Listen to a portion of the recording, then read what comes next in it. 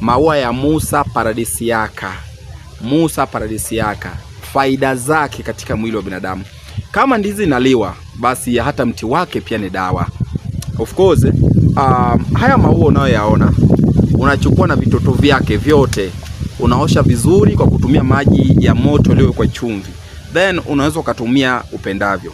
Haya maua ukiyachukua haya, ukibandua, ukaosha vizuri pamoja na vitoto vyake, kwa mtu ambaye apati hedhi ama ana overbleeding, ana bleed sana, haya maua yatakusaidia sana, yana faida kubwa sana.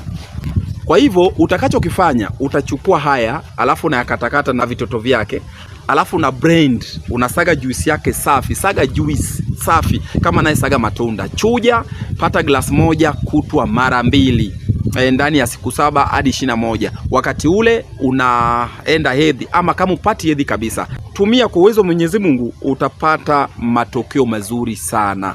Kwa wewe ambaye una kisukari, haichukui nafasi ya dawa za hospitalini, hiyo ni tahadhari. Kama una kisukari, basi hii inaweza kuwa kama lishe tu ya ziada. Chukua haya maua, alafu yapike kama anayepika mboga za majani kama vile spinach, cabbage. Ukishapika vizuri, haya maua umeshapika vizuri kabisa na vitoto vyake, umepika kama mboga, yani umevikatakata vidogo vidogo, kapika vizuri, usiweke mafuta. Pika tu vizuri, chemsha tu iive vizuri. Unaweza kuweka mafuta kwa mbali kidogo ili kutoa ule ukakasi. Kwa hiyo unakuwa hii ni mboga inaliwa hii. Inaliwa. Kwa hivyo utakuwa unatumia mara kwa mara. Na mwisho kwa figo. Kwa hivyo hii unaweza kutumia kama lishe tu ya ziada. Kwa hiyo unaweza kuchukua haya maua, alafu ukakatakata, ukaosha vizuri, ukablend pamoja na nanasi. Unaona, unazisaga pamoja, alafu unachuja.